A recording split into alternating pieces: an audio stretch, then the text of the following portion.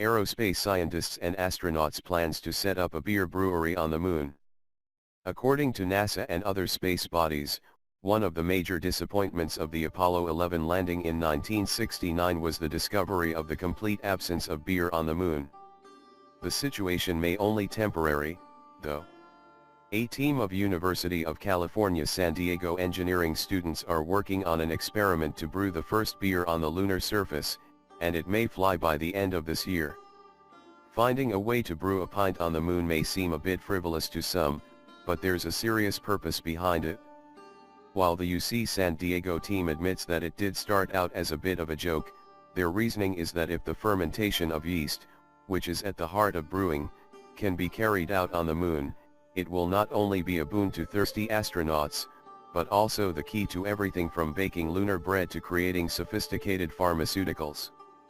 The UC San Diego experiment, called Team Original Gravity, is one of the finalists in the LAB-2MOON competition, a sub-competition held by India's Team Indus, which is sending a lander to the moon as part of the Google Lunar Surprise Challenge that's scheduled to launch on December 28 of this year.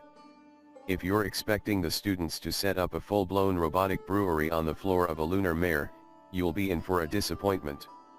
The experimental apparatus is only about the size of a soda can, and the laws governing unmanned probes mean that special precautions need to be taken to prevent biological contamination of the landing area. This means that the experiment is like one of those home brewing kits where half the work's already been done. Instead of taking hops and barley to the moon for brewing, the unfermented beer or wort will be pre-processed on Earth. This means that starting fermentation means simply bringing wort and yeast together and letting nature take its course. It may not seem the most urgent question currently facing space science, but a team of researchers has nevertheless launched a plan to find out whether beer can be successfully brewed on the moon.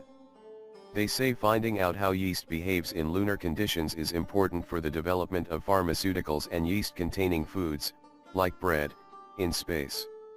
Rather than separating the fermentation and carbonation stages, as normally occurs during brewing, the team plans to combine them, thereby eliminating the need to release accumulated carbon dioxide which could endanger a spacecraft. Our canister is designed based on actual fermenters, said Srivatskalan, the team's mechanical leader. It contains 3 compartments, the top will be filled with unfermented beer, and the second will contain the yeast. When the rover lands on the moon with our experiment, a valve will open between the 2 compartments, allowing the 2 to mix. Once the yeast has done its job, a second valve will open to allow it to sink to separate from the now fermented beer. The team is one of 25 selected from a pool of 3,000 to compete for a spot for its experiment aboard the Team Indus spacecraft, which is set to launch on December 28. Siddesh Naik, part of Team Indus, described the yeast study as among the coolest experiments to be performed on the lunar surface. Our canister is designed based on actual fermenters, says Srivatskalan, a 4th-year nano-engineering major and mechanical lead for the team. It contains 3 compartments. The top will be filled with the unfermented beer, and the second will contain the yeast. When the rover lands on the moon with our experiment, a valve will open between the 2 compartments, allowing the 2 to mix. When the yeast has done its job, a second valve opens and the yeast sink to the bottom and separate from the now fermented beer. Another simplification is that the canister combines the fermentation and carbonation phases into one, so it's a bit like bottle-conditioned beer, where the beer is allowed to continue fermentation in the bottle. According to the team, this simpler design eliminates the need to vent carbon dioxide, so it's more sanitary and avoids the sort of overpressurization that space engineers frown upon.